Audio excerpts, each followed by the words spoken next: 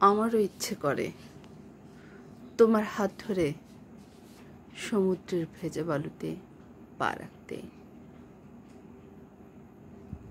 আমারও ইচ্ছে করে তোমার বুকে মাথা রেখে সমুদ্রের ঢেউয়ের গর্জন শুনতে।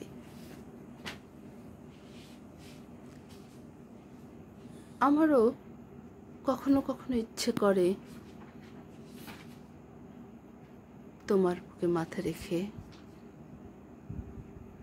মেঘকে স্পর্শ করতে। আমার এমন অনেক ইচ্ছে আছে যেগুলো একান্তই আমার ইচ্ছে।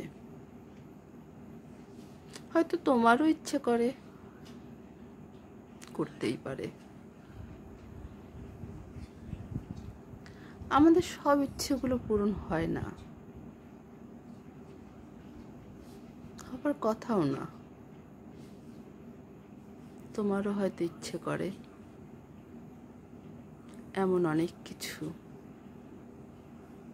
যা শুধু ইচ্ছের মাঝেই রয়ে যাবে, কখনো পূরণ হবে না।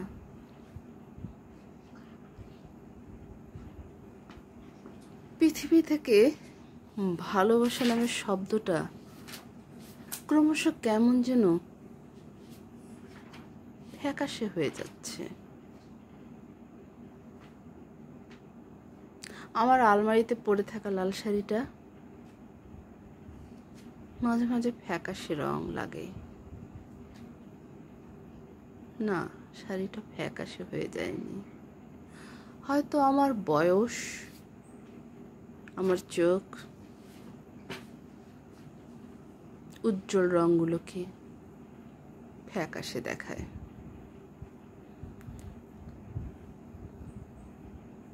একটা সময় বয়সের কাছে হার মানতেই হয়।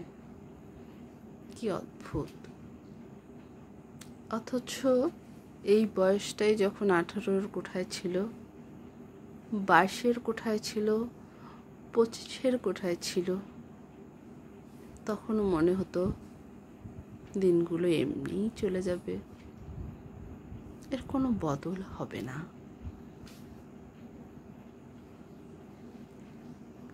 অথচ 44-এর কোঠায় দাঁড়িয়ে সত্যি বলছি, বয়সের কাছে হার মানতেই হয়। কেমন যেন একটা অনুভূতি, আসলে অনুভূতি অন্যরকম এক অনুভূতি। ইচ্ছে করছে অনেক কিছু করতে, কিন্তু কোথায় যেন একটা অপারগতা।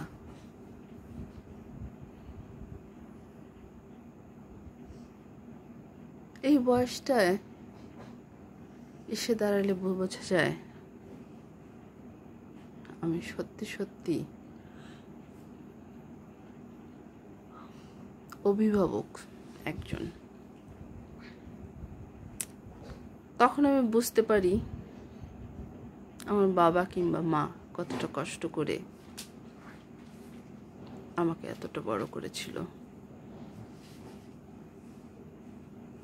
কিন্তু ঠিক যে বয়সটায় বোঝার কথা, সে বয়সটা আমরা কেউ বুঝি না, বুঝতে চাইও না।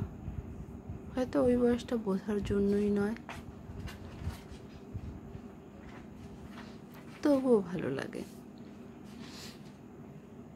কখনো সুখ, কখনো দুঃখ, কখনো হাসি, কখনো কান্না, কখনো অনেক বড় চাওয়া থেকে একটু পাওয়া, কখনো না পাওয়ার বেদনা। তবুও ভালো লাগে এই জীবনটাকে, ভালো লাগে সবাইকে ভালোবাসতে। আমাকে যখন কেউ ভালোবাসে না, আর সেটা যখন আমি বুঝতে পারি, সত্যি বলছি এতটুকু কষ্ট পাই না। ভেতরে ভেতরে আমি কেমন যেন একটা মুচকি হাসি, আমার হাসি পায়, কারণ হয়তো ওই ভালোবাসাটা আমি পাওয়ারই যোগ্য না। আর সবাই যে সবাইকে ভালোবাসতেই হবে তার তো কোনো মানে নেই। যা হোক, বেশ আছি, বিন্দাস আছি, ভালো আছি, এই তো চাওয়া। পরম করুণাময় অনেক ভালো রেখেছে। সবার জন্য শুভকামনা।